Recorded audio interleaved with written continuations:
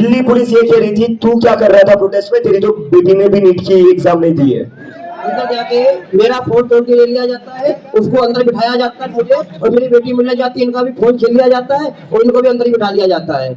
जब मैंने बोला मैं कोई अपराधी नहीं, तुझे बताऊं, तो मैंने बोला वहां भी धक्का दिया मुझे अंदर भी, अरे चुपचाप बैठ गए, तुझे बहुत मारूंगा अभी यहीं पर। और थाने में जाके मेरा वहां भी फोन छीन लिया। फोन छीनने के बाद मुझे आधा घंटा बिठाया, लेकिन उस व्यक्ति को कहने का मतलब उसे कपड़े पहनाए जा रहे थाने के अंदर, उसकी सेवा की जा रही है, और वो अपराधी नहीं, अपराधी क्यों मैं था, क्यों पीड़ित बनाया था ना, तो अपराधी मुझे बनाया गया थाने के अंदर। तो मैं दिल्ली पुलिस से कहना चाहता हूँ, शर्म करो, आप अगर न्याय नहीं दिला सकते हो तो अपराधियों का साथ भी मत दो।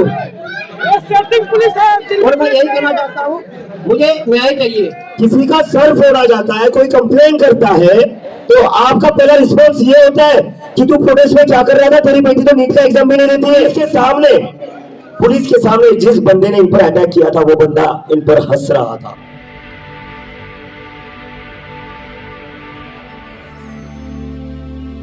तो जिन जिन लोगों को लगता है हमले करके, ये ऐसे एग्रेसिव एक्ट करके, हमले करके, सर फोड़ कर तुम्हें लगता है हम लोग डर जाएंगे, हम लोग डरेंगे नहीं, ये तुम्हारी बहुत बड़ी गलतफहमी है। उन लोगों से तो मेरी अपील है, उन लोगों को तो मैं कहना चाहता हूँ 1 नहीं 10 हमले करिए, मैं हमले सहलूंगा, मैं पीछे नहीं हटूंगा, और यहाँ पर कोई भी खड़ा है वो पीछे नहीं हटेगा। उन लोगों के बाद में आता है इस देश की पुलिस पर, दिल्ली पुलिस पर। संजय जी बता रहे कल जब ये पुलिस स्टेशन में थे, दिल्ली पुलिस ये कह रही थी तू क्या कर रहा था प्रोटेस्ट में, तेरी तो बेटी ने भी नीट की एग्जाम नहीं दी है। मैं तो आज तक बहुत इज्जत कर रहा था पिछले 4-5 दिनों से आपकी, अब इज्जत नहीं बची है सर। किसी का सर फोड़ा जाता है, कोई कंप्लेन करता है, तो आपका पहला रिस्पॉन्स ये होता है कि तू प्रोटेस्ट में क्या कर रहा था, तेरी बेटी तो नीट का एग्जाम भी नहीं देती है। और पुलिस के सामने जिस बंदे ने इन पर अटैक किया था वो बंदा इन पर हंस रहा था। सेटिंग हो रखी है क्या, कोई सेटिंग हो रखी है? हो रखी है तो बता दीजिए, या तो उन गुंडों को आपकी वर्दी दे दीजिए या अपनी वर्दी निकाल दीजिए। किसकी शपथ ली थी आपने? संविधान की शपथ ली थी या गुंडों की सेवा करने की शपथ ली थी? देश के जनता की रक्षा करने की शपथ ली थी या गुंडों की सेवा करने की शपथ ली थी? तो अपनी नहीं तो अपनी इज्जत की तो कदर करिए, अपनी इज्जत की, अपनी वर्दी की तो इज्जत करिए। छोटी बेटी के सामने उसके पिता को पीटा जाता है और पुलिस कहती है तू प्रोटेस्ट में क्या कर रहा है, तेरी बेटी तो नीट का एग्जाम भी नहीं देती। ये कंसर्न है आपका? ये कंसर्न है? जब कोई जानलेवा हमला होता है कि कौन नीट की एग्जाम दे रहा था, कौन नहीं दे रहा था, ये पूछोगे आप पहले? एक काम करिए ना, ये गुंडों को क्यों आगे कर रहे हो, खुद ही लाठी चला दो। गुंडों को क्यों आगे कर रहे हो, खुद ही लाठी चला दो, हम बैठे हुए। पुलिस से फिर से रिक्वेस्ट कर रहा हूं, जिन जिन लोगों ने हमले किए उनको तुरंत अरेस्ट कर लिया जाए। अगर आप लोग अरेस्ट नहीं करते तो आप उन गुंडों के साथ मिले हुए हो। और जो जो लोग सोशल मीडिया पर धमकी दे रहे हैं उनका नाम है, उनके नाम फोटो हमने आप लोगों को प्रोवाइड करे। आपने अभी तक उन लोगों को अरेस्ट नहीं कराया, क्यों नहीं अरेस्ट कराया? हमारे प्रोटेस्ट में जो लोग पानी बांट रहे, खाना बांट रहे, उनके घर तो 9-10 बजे पहुंच जाते हो आप।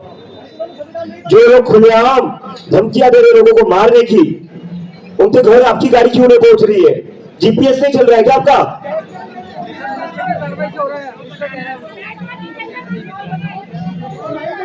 या सोच लिया है क्रिमिनल्स की साइड रहना है, या सोच लिया है क्रिमिनल्स की साइड रहना है, गुंडों की साइड लेनी है, सोच लिया है क्या?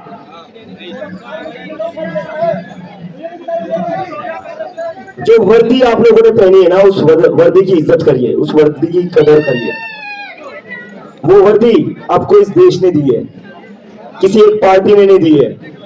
और उस वर्दी, वो वर्दी पहनने के बाद आपको जो तनख्वाह मिलती है ना, वो हमारे टैक्स पेयर से मिलती है, किसी पार्टी फंड से नहीं मिलती है। किसी पार्टी फंड से आपकी तनख्वाह नहीं आ रही है, हमारे टैक्स के पैसों से तनख्वाह आ रही है। संजय जी आप बोलिए। जैसे मैं कहना चाहता हूँ, कल जैसे मैं वीडियो बना रहा था तो कहने का मतलब वीडियो बना ही रहा था, तो सामने एक वो बजरंग दल का गुंडा खड़ा हुआ था, तो उसने मेरे मोबाइल पे हाथ मारा और मारने के बाद गाली देने लगा, चमा तो मेरी वीडियो बनाएगा, और तुरंत ही 8-10 बंदे मुझे मारने लगे बहुत बुरी तरीके से। और जैसे मुझे यहाँ पुलिस भी लेके गई ना, तो पीछे से मेरे लात मारती हुई उसको कुर्सी बिठाया, लेकिन मुझे लात मारती हुई लेके गई। और ये पुलिस ने लात मारी है। अरे शर्म करो थोड़ी। मैं तो बहुत इज्जत कर रहा था आप लोगों की, जितने भी पुलिस वाले हैं ना, बहुत इज्जत कर रहा था मैं आप लोगों की। इनका सर फोड़ा जाता है और पुलिस इन्हीं को लात मार कर बाहर लेकर जा रही है। और अंदर जाके धमकी दे दिया। एक मिनट एक मिनट एक मिनट एक मिनट एक मिनट एक मिनट एक मिनट।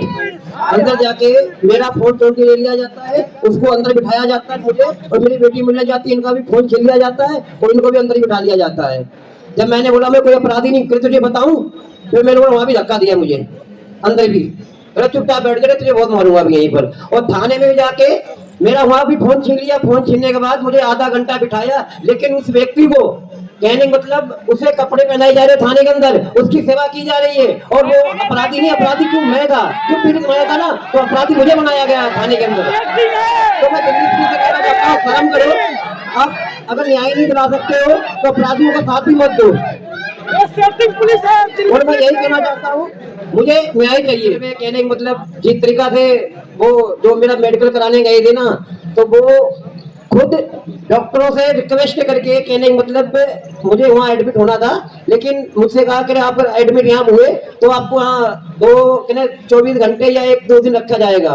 तो मैंने कि मेरी बेटी वहाँ पर अकेली है तो मैं एडमिट नहीं हुई। तो फिर डॉक्टर ने साइन करने के लिए मना कर दिया। तो अंदर हेड डॉक्टर थे तो उनसे साइन करवाई के लाए गए, और आप मेरे साइन करवाए कि अगर आपको कुछ होता है तो उसका जिम्मेदार मैं नहीं हूँ। जिम्मेदार कौन है? इस देश में कुछ भी हो जाता है, किसी की कोई जिम्मेदारी बची नहीं है।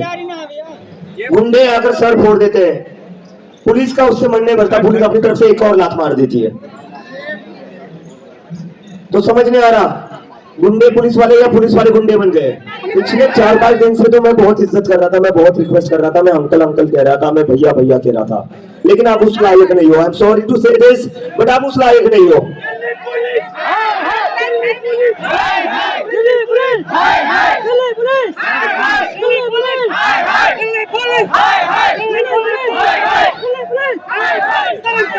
पुलिस वालों को फिर से याद दिला दूं, तनख्वाह हमसे लेते हो, पार्टी फंड से नहीं लेते हो, हमसे लेते हो।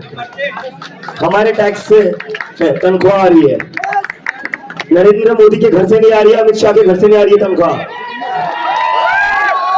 संजय जी है ना, जिनको कल आपने लात मारी, पुलिस वालों, जिस संजय जी को आपने लात मारी ना, उनका सर फूटने के बावजूद भी उनके पैसों से आपकी तनख्वाह आ रही है।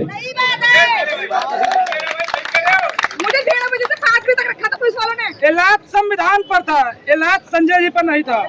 अरे आप तो पुलिस से मेरी रिक्वेस्ट है, गरीब आदमी का कोई नहीं देखने वाला। रिक्वेस्ट कर रहा हूँ, अभी इज्जत दे रहा हूँ। मैं उन गुंडों की तरह आप लोगों की इज्जत की धज्जियां नहीं उड़ा रहा हूँ।